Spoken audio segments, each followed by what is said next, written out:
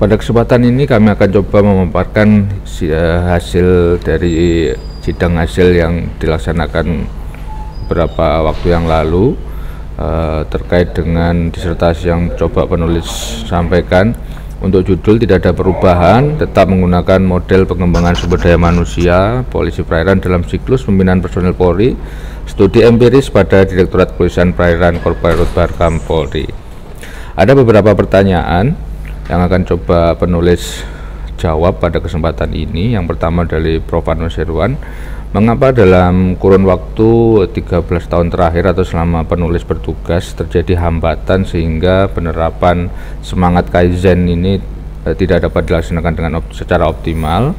Yang kedua, untuk menjawab pada halaman 75, mengapa Kasubag SDM Bakrenmin Korpolairut berada di bawah rantai urutan pengambilan informasi dari informan. Yang ketiga, apabila mungkin action plan yang mungkin dilaksanakan setelah disertasi ini diselesaikan. Penyebabnya yang pertama antara lain adanya gap perwira, terutama pada perwira teknika. Ini ditandai dengan banyak jabatan-jabatan perwira teknika yang dijabat oleh Bintara. Yang kedua, adanya fenomena para top level manajemen ini memiliki pengalaman yang kurang. Dalam hal ini adalah pengalaman di berbagai tipe kapal, sehingga keterampilan dan pengalaman memimpin di mana teori model Tama Kaizen yang penulis coba usulkan sulit dilaksanakan. Yang ketiga, tidak ada program pelatihan yang terstruktur dan dikuatkan dengan aturan internal untuk meningkatkan kemampuan dan keterampilan anak buah kapal. Yang keempat, belum terbentuk set crew di mana pengawakan kapal tidak terbatas masa penugasannya, sehingga menciptakan beberapa pelanggaran, utamanya adalah desersi anggota. Yang kelima, pada kenyataannya perwira baru yang masuk terutama dari Akademi Kepolisian tidak tertarik untuk mempelajari dan berkarir pada bidang teknika atau permesinan dan elektronika kapal. Yang keenam, belum pernah dibuat pembagian korps pada masa pendidikan pembentukan. Korps di sini misalkan adalah korps nautika atau pelaut, korps teknika, dan korps electrician. Yang ketujuh, belum adanya kerjasama dengan pabrikan penyuplai permesinan atau teknologi dan bangunan kapal secara intens untuk memberikan pelatihan dan praktek kepada siswa pendidikan pembentukan. Yang kedelapan, lemahnya pemahaman praktek penegakan hukum terutama anak buah kapal pada bidang teknika, karena memang anak buah kapal di bidang teknika ini tidak terlibat langsung pada saat proses pemeriksaan, proses pemberkasan, dan serah terima kepada penyidik terdekat.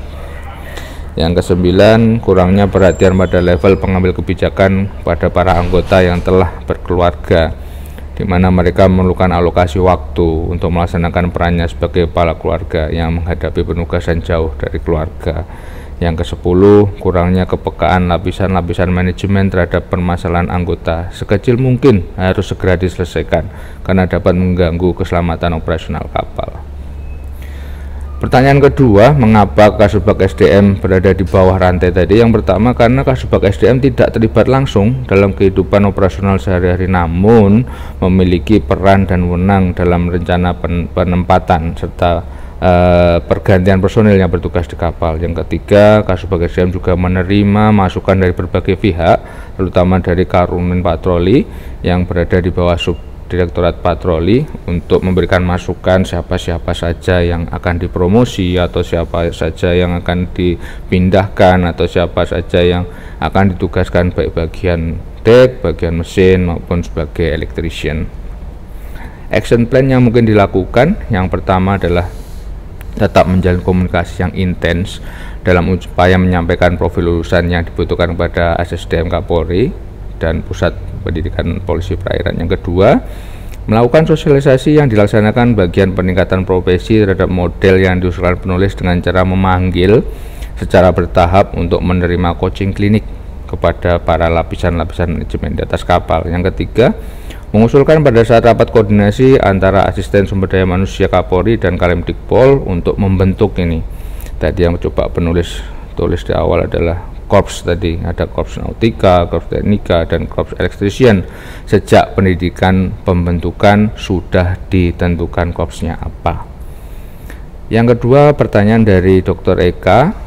Yang pertama, untuk menambahkan diskusi terkait perbandingan Kaizen terdahulu dan Kaizen yang disampaikan oleh penulis, perbedaannya ada di mana. Yang kedua, tanggapan dari informan terkait model yang coba penulis sajikan. Yang ketiga, mengapa terjadi perbedaan pertanyaan. Nah, yang pertama ini kami sudah menampilkan yang pertama Kaizen yang disampaikan oleh Nichiro Kanri.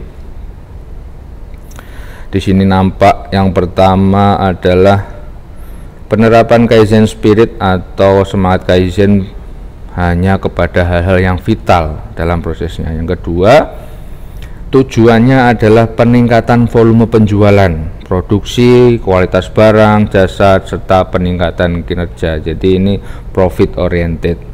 Yang ketiga, lingkungan kerjanya terpisah dengan lingkungan personal dari pegawai-pegawai. Karena selesai jam kerja atau shift kerja, pegawai-pegawai tersebut akan meninggalkan kantor atau tempat bekerjanya untuk bertemu kembali dengan keluarganya. Yang keempat, memiliki jam kerja yang cenderung sama dan tetap. Sedangkan